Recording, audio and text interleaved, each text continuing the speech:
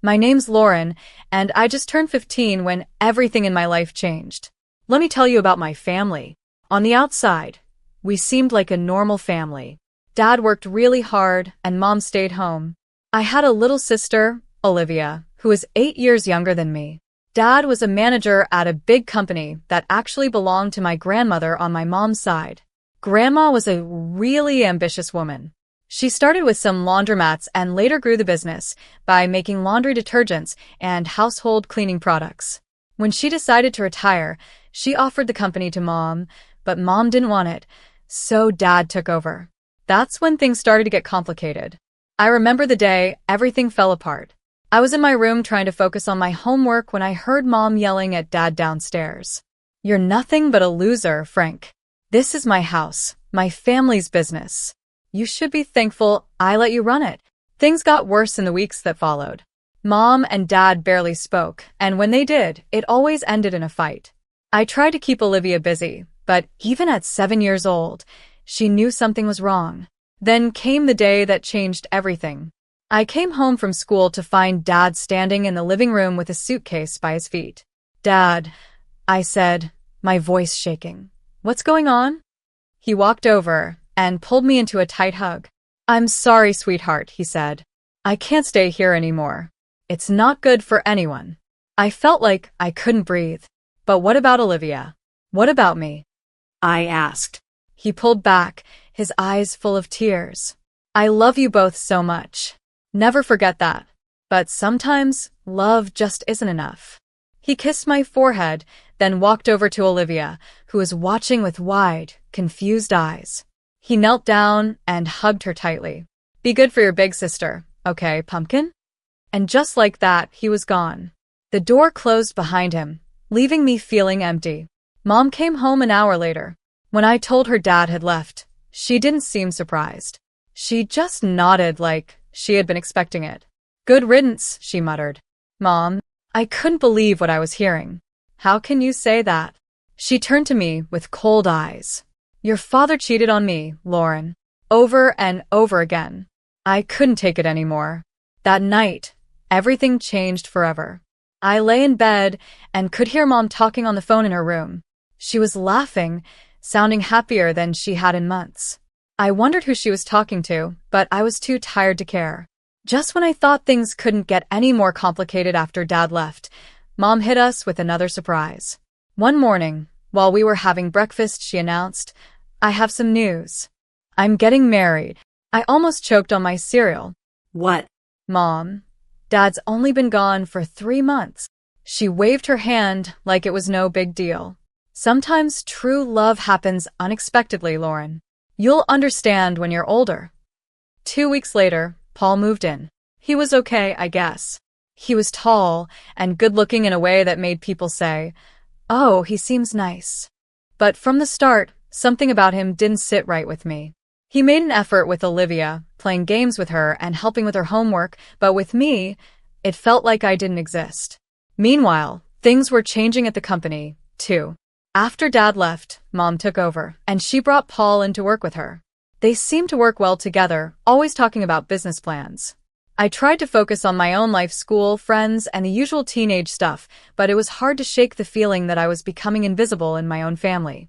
Things got worse when Mom and Paul announced they were opening a new branch of the company in another city. One evening, Mom said, "We're moving. It's a great opportunity for the business." Then she added, "Paul and I have been talking, and we think it's best if you stay here." I couldn't believe what I was hearing. "Stay here? Without you?" I asked, shocked. Mom quickly explained, "The new house won't have much space, and you're almost finished with school. It wouldn't make sense to transfer right before your exams." It felt like a punch to the stomach. "So where am I supposed to live? On the street?" I asked, trying not to cry. "Don't be dramatic, Lauren," Mom scolded. "You'll stay with your grandmother. She's already agreed to it." I stormed off to my room and slammed the door. As I lay on my bed, tears of anger and hurt ran down my face. I couldn't stop thinking, when did I become such a burden to my own mother? The next few weeks flew by, filled with packing boxes and goodbyes. Not for me, though. The tears were from Olivia, who didn't want to leave her friends behind. I helped Olivia pack, trying to stay cheerful for her sake. Will you come visit us, Laura? She asked, her big brown eyes filled with tears. I hugged her tightly. Of course, I will, Squirt. You can't get rid of me that easily. The day they left, I stood on the porch with Grandma, watching as the moving van pulled away. Mom gave me a quick hug, and Paul gave an awkward nod. Then they were gone, taking Olivia with them. Living with Grandma wasn't as bad as I had imagined. She was pretty cool in her own way, giving me space when I needed it but always there with a cup of tea and a kind ear when I wanted to talk. Still, it didn't feel like home. My 20th birthday came faster than I expected. That morning, I woke up feeling strange. I should have been excited, but all I felt was empty. Mom called, of course. Happy birthday, sweetie, she said, sounding overly cheerful. I'm sorry we can't be there. Work is just crazy right now. We'll celebrate next month when we visit, okay? I knew we wouldn't.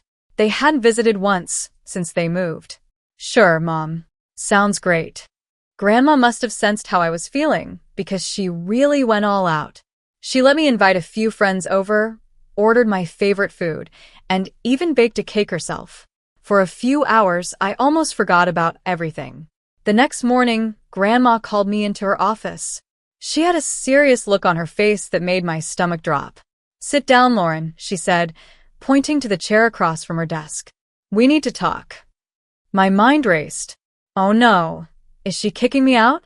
Where would I go? But then she smiled, reached into her desk drawer, and pulled out a small folder.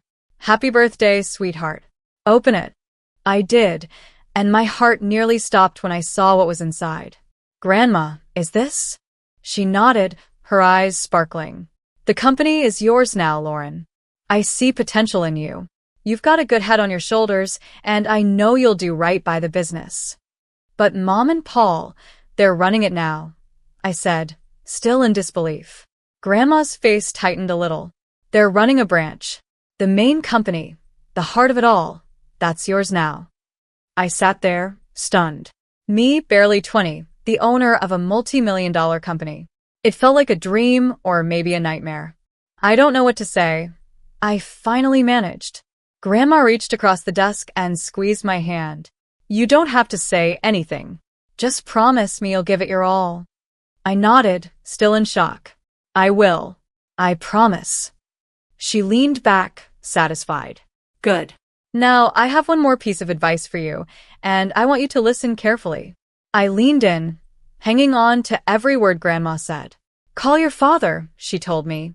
There's more to the story than you know.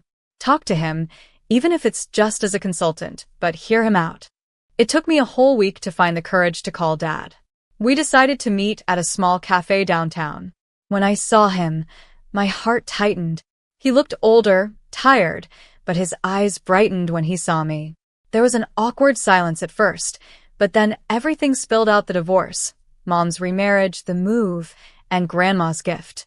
Dad listened quietly, his face showing all kinds of emotions. When I finished, he took a deep breath. Laura, there's something you need to know about the divorce. Then he told me everything. How Mom never respected him, always putting him down and calling him a loser, making him feel worthless. He explained how, after a huge fight, he got drunk and made the biggest mistake of his life. I cheated on her, he admitted, his voice heavy with guilt. I regretted it right away, but your mother used it against me. She threatened to take everything, even you and Olivia. She wanted me to leave, give her all the property, and pay alimony. I sat there shocked. This didn't sound like the Mom I thought I knew. Why didn't you fight it? I asked. Dad looked at me with sadness and love in his eyes. Because of you and Olivia. I didn't want you both to go through a messy, public divorce. I thought this would be easier. As we talked, it felt like a huge weight was lifted off my chest. For the first time in a long time, I felt like I had my dad back. Before we left, I took a deep breath and asked, Dad, how would you feel about helping me with the company as a consultant? His smile was all the answer I needed. The next few months were a whirlwind. I studied for exams, spent long nights cramming, and before I knew it, I was standing on stage at my high school graduation with a diploma in hand. Grandma was in the audience, smiling proudly. Mom and Paul were nowhere to be seen, but by then, I'd learned not to expect much from them. As summer came, I focused on college applications. With Grandma's support and Dad cheering me on from afar, I aimed high. When the acceptance letters started arriving, I could hardly believe it. But the biggest surprise came when I opened the financial aid package for my top choice. Full ride. I stared at the letter in disbelief. Grandma cheered and pulled me into a hug. I knew you could do it, kiddo. All those late nights and competitions paid off. I decided to major in business management. It seemed like the smart choice, especially now that I had the company to think about. I now had a company to run, and the idea still felt unreal, but I was determined to make Grandma proud. To celebrate my college acceptance, Grandma decided to throw a small party, just the two of us. We got some fancy takeout, and a bottle of sparkling cider. Grandma wasn't about to let me drink champagne, even though I was an adult now. We were halfway through dinner when the doorbell rang. Grandma frowned, clearly not expecting anyone. "I'll get it," I said, putting down my fork. When I opened the door, my stomach sank. There stood my mother and Paul, looking annoyed and impatient. Before I could say anything, they pushed past me into the house. Mom didn't waste time on greetings. "Mother, we need to talk about the company. Now." I stood there, stunned, as Mom launched into a rant. She didn't even look at me, didn't ask about my graduation or college. It was like I wasn't even there. "Why can't we access the main accounts?" she demanded. "And why are you blocking the transfer of funds to our branch?" Grandma's expression hardened. "Because it's not your decision anymore, Kelly. The company belongs to Lauren now. She's the one who will decide its future and manage its finances." The room went silent. I could feel the tension hanging in the air. After Grandma's words, I saw a wave of emotions cross Mom's face. First shock, then anger, and finally, something calculating. Suddenly, her whole attitude shifted. "Lauren, sweetheart," she said, her voice dripping with fake kindness. "I've missed you so much. Why don't you come live with us?" I blinked, caught off guard by this sudden change. Mom stepped closer, reaching out like she wanted to touch my arm. Instinctively, I stepped back. "We've settled so nicely in the new city. We have a beautiful house, and there's a room just for you. We could set up a desk and get you a new computer for your studies and work." "No, Mom," I said firmly. "I'm happy here. I have my friends, my school, and Grandma needs me." Mom's smile wavered for a moment, but she quickly recovered. "Well, if that's the issue, we could always move back here. We could live in our old house, just like before. Wouldn't that be nice?" I shook my head. "It's not about the house, Mom. It's about everything." I could see the anger building in her eyes, barely contained. Before she could say anything, I decided to ask the question that had been burning inside me for months. "Mom, why did you really divorce Dad?" She froze, taken aback. "Well, your father, he cheated on me. Multiple times. I got tired of it. He left us for his mistress and didn't even pay alimony." "That's not true," I said quietly. I said, "Dad told me everything. It only happened once, and it was because of how you treated him. He didn't abandon us, you kicked him out. And he's been paying alimony regularly." Mom's face twisted with anger. "How dare you? You ungrateful little brat. You have no right to interfere in my personal life. Everything here is mine, and I decide who lives where." Grandma, who had been quietly watching, finally stepped forward. Her voice was calm but firm, stronger than I had ever heard before. "That's enough, Kelly," she said. "You seem to have forgotten a few things. This house, the company, they belong to me, not you. I gave the company to Lauren because I trust her judgment more than yours right now. I think it's time for you to leave." I watched with mixed emotions as Grandma firmly escorted Mom and Paul out of the house. The door clicked shut behind them, and I felt a strange mix of sadness and relief. I had lost something today, the last bit of hope I had about my mother. But I gained something, to a clear sense of my future and the comfort of knowing I wasn't alone. "What now?" I asked, my voice muffled against Grandma's shoulder. She pulled back and gave me a small smile. "Now, we get back to celebrating your college acceptance. And tomorrow, We start planning for your real future, not the one your mother tried to force on you. The next morning, after the confrontation with Mom and Paul, I woke up to the sound of voices downstairs. Curious, I crept down the stairs and peeked into the living room. To my surprise, Dad was sitting on the couch, deep in conversation with Grandma. I sat down next to them, and Grandma explained why she had called Dad over. "I've been thinking about Olivia," she said. "Your mother, well, I'm not sure she's in the best position to care for her right now. I've suggested your father seek custody of Olivia." I felt a surge of hope. "Really? Dad, are you going to do it?" He ran his hand through his hair, looking both nervous and determined. "Yeah, I am. It won't be easy, but Olivia deserves better than what she's getting now." I couldn't help it. I threw my arms around him. "Thank you, Dad." As we pulled apart, Grandma cleared her throat. "There's more," she said.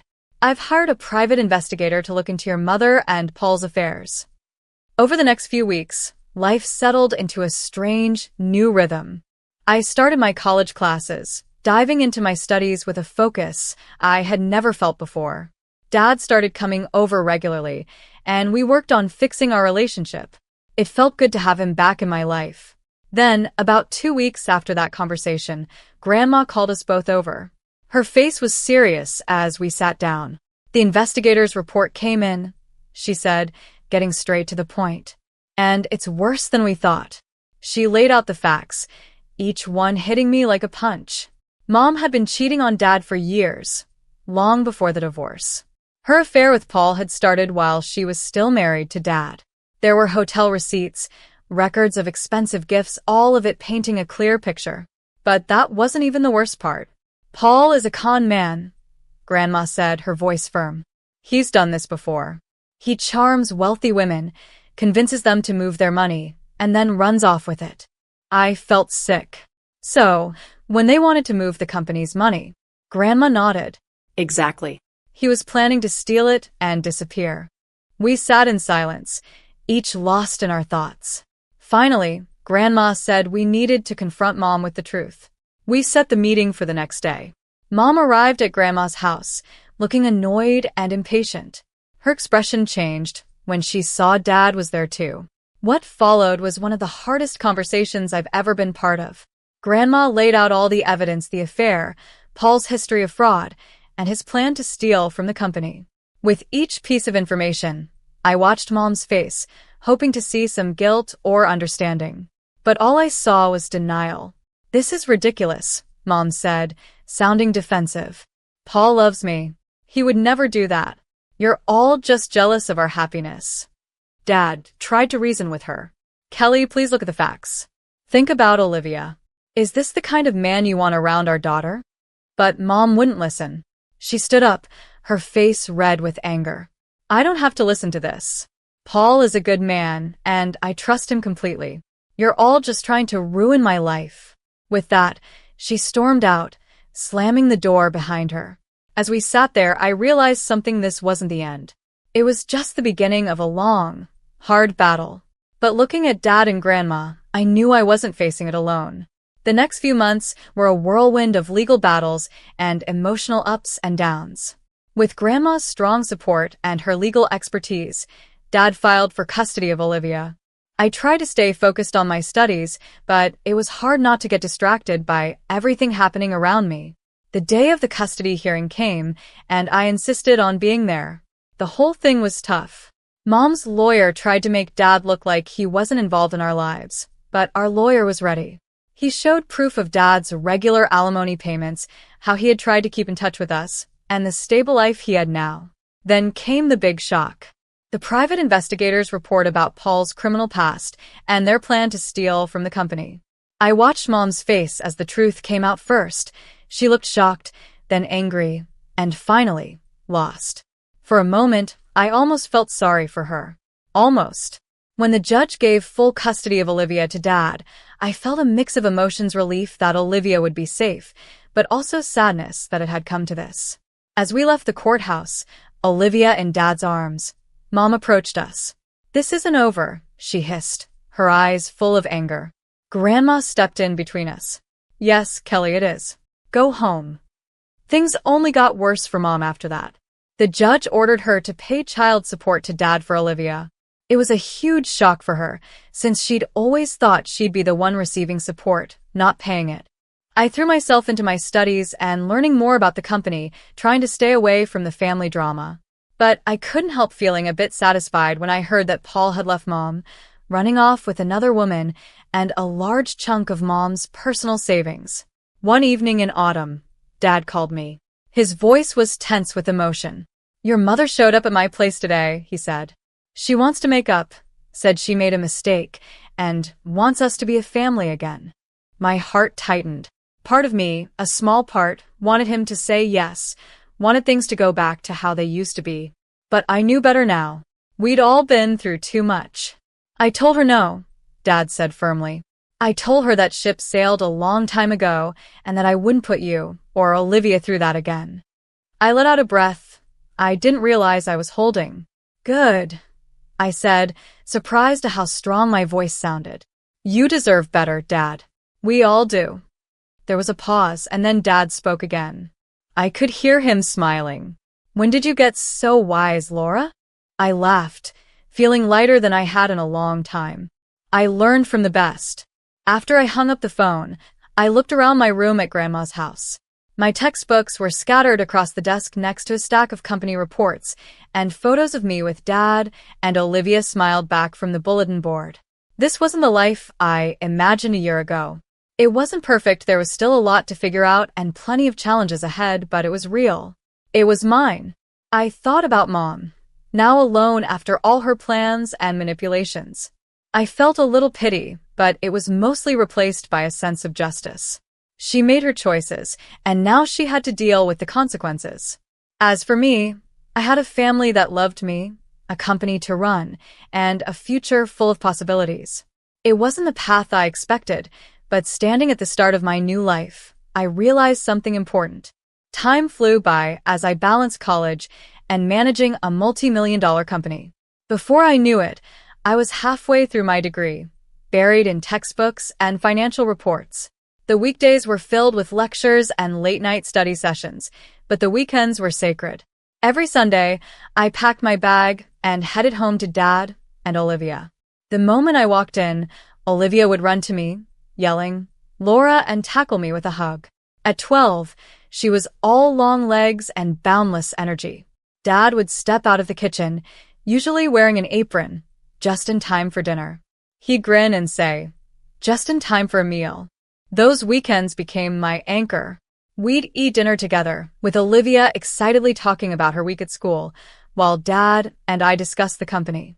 After Olivia went to bed, Dad and I would often stay up late, going over business strategies.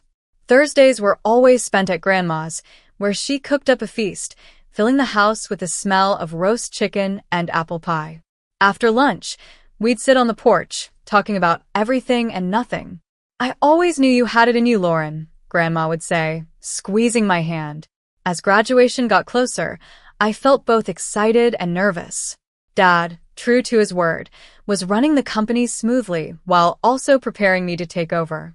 One evening, he told me, "I'm ready to hand over the reins whenever you are." I hugged him tightly. "Thank you, Dad, for everything." Life wasn't perfect, and there were still challenges ahead, decisions to make and a company to manage. But as I looked at my little family, Dad, Olivia, and Grandma, I knew we could face anything together.